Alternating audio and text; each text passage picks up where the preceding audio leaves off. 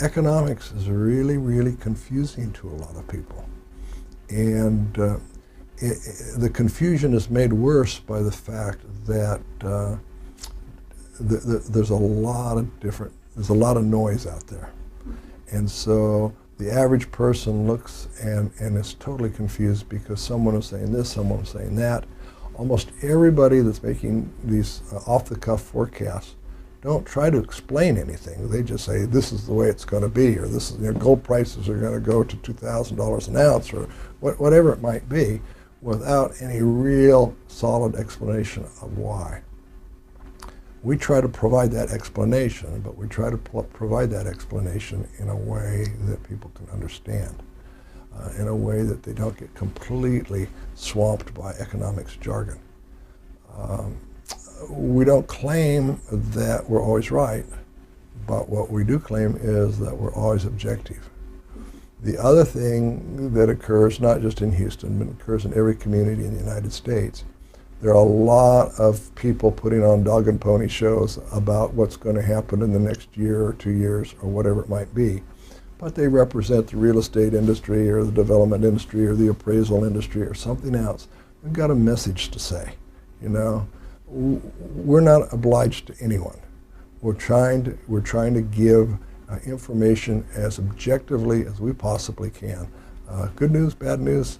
I don't know why I keep getting credited for being the provider of all the bad news around here. But the bottom line is people know the Institute for Regional Forecasting is not beholden to any group, and that we're just trying to tell it as best as we can. And I think we're respected for that. We got started in the economics part really because of the real estate bust in the 80s in Houston. And we began to seriously analyze all aspects of the real estate market in Houston. And in doing that, it became evident within just a couple of years that you can't tell the real estate story without understanding the economy. And so while it wasn't in my professional interest per se to get into the forecasting business, it became obvious that we needed to do that. And so we began to forecast the Houston economy, but before we did that, we had to understand what made Houston's economy tick. Why was Houston's economy apparently so counter-cyclical, so behaving so much differently than the national economy? And so we set aside to produce the handbook on the Houston economy to kind of explain Houston's uniqueness. And while it helped, I think, the community understand themselves, it helped us in doing the forecasting. It is an outreach program. I mean, there are many, many ways to reach out to the community. About 6 years ago, the University of Houston system asked me to do an economic impact analysis of the University of Houston on our community. And one of the interesting things that was associated with that effort was an education on my part, discovering how many various institutes or clinics or whatever we have at the University of Houston that participate directly within the community. We see our role in that way as well. We see our role as one in which we are aiding the community and getting them to understand what's going on economically in Houston and how it impacts the real estate markets, developers, the homeowners themselves. We made a lot of decisions in the 80s that were very, very ill-informed. And so we see ourselves in some way of trying to inform the community so that they can make better decisions on a variety of economic issues.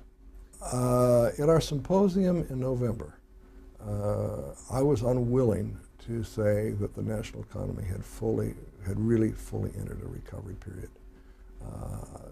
That's no longer the case. I think the U.S. economy is in a recovery mode.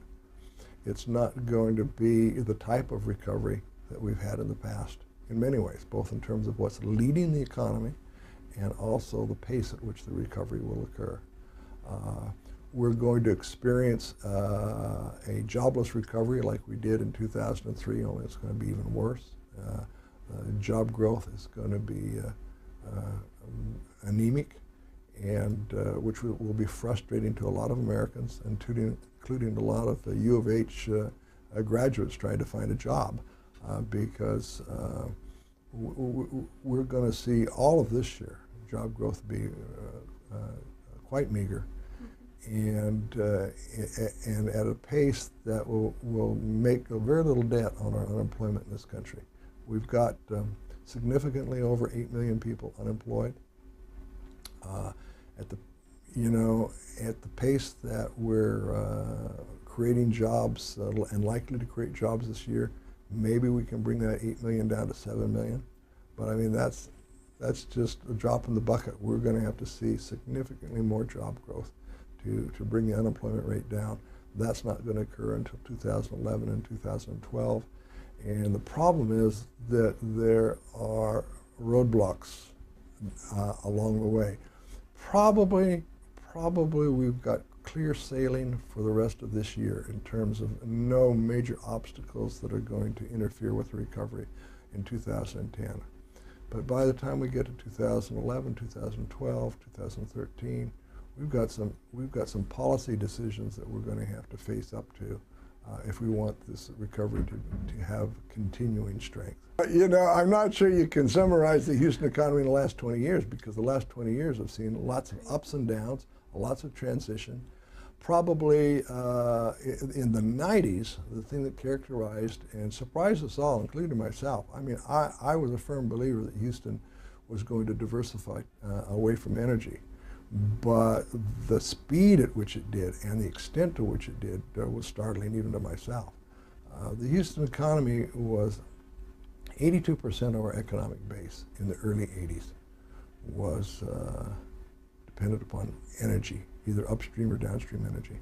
By the time we get to the end of the 90s, the Houston economy is only about 50% energy, and it's 50% non-energy. So we go from 18% non-energy to 50% non-energy. That was a very, very impressive diversification of this economy. So that's one of the earmarks of Houston in the past 20 years. The most recent decade, the first decade of this century, has been a roller coaster ride. We were cushioned from the financial crisis mess initially. Houston kept growing, but then when oil prices collapsed, the cushion was gone, and Houston participated in the Great Recession, as they're now calling it. Houston right now is recovering very, very slowly, but recovering at about the same pace as the national economy. It's a pace that's slower than everybody would like, but it is at least in the right direction. I think that I received that award, which was such a nice honor. I think I received that award because I was able to take research that I was engaged in enthusiastically at an academic level and be able to translate it to a public that could understand it. When I was first told about the award, what stunned me was who I was associated with.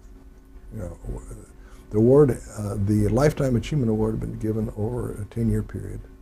I think I'm number 11, and everyone preceding me were really the movers and shakers of Houston of the latter half of the 20th century. I feel absolutely great. You know, I guess there's no message other than that Houston has been an incredibly wonderful adopted home. I've raised 5 kids here, and it was a wonderful place to raise a family. University of Houston was a wonderful place to teach and to do academic work. There are enormously good feelings about Houston, Texas.